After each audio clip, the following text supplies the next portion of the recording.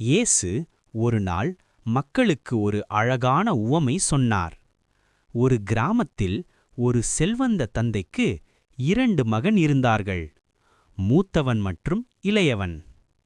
ஒரு நாள் இளைய குமாரன் தந்தையிடம் வந்து, அப்பா, எனக்கு கிடைக்க வேண்டிய சொத்துப் பங்கினை இப்போதே தருங்கள் என்றான். தந்தைக்கு மனம் உடைந்தும் மகனின் விருப்பத்திற்காக தனது சொத்துகளை பகிர்ந்து கொடுத்தார். இளையவன் பணத்தை எடுத்துக்கொண்டு தூரமான நகரத்துக்குப் போனான். நண்பர்களுடன் வீணாக செலவு செய்தான். விருந்துகளிலும் துஷ்ட வாழ்க்கையிலும் எல்லா பணத்தையும் வீணாக்கிவிட்டான். பணம் முடிந்ததும் அந்த நாட்டில் பெரும் பட்டினி. உணவு கிடைக்காமல் தவித்தான். இறுதியில் பன்றிகளை மேய்க்கும் வேலையில் சேர்ந்தான். அவசரத்தில் பன்றிகளுக்கு கொடுக்கப்பட்ட உணவையே பார்த்து, இதை கூட சாப்பிட முடியலையா என்று வருந்தினான். அப்போது அவனுக்கு தந்தை வீட்டின் நினைவு வந்தது. என் அப்பாவின் வேலைக்காரர்களுக்குக் கூட நான் விட நல்ல வாழ்க்கை. நான் என் அப்பாவிடம் திரும்பிச் சென்று மன்னிப்பு கேட்பேன்.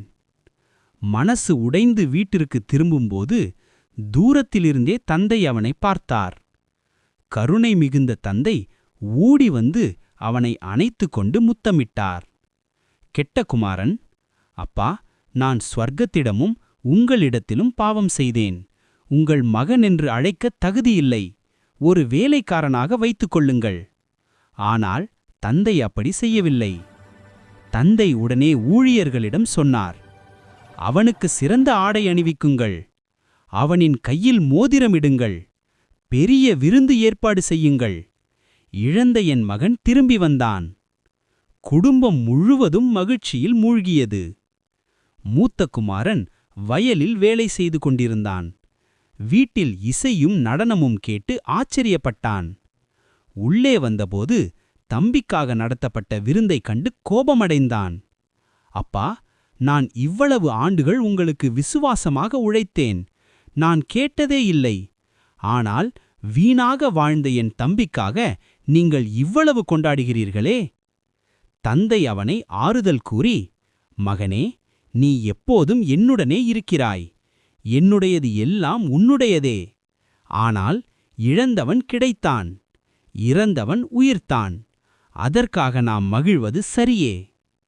இறைவனின் அன்பு நிபந்தனையற்றது.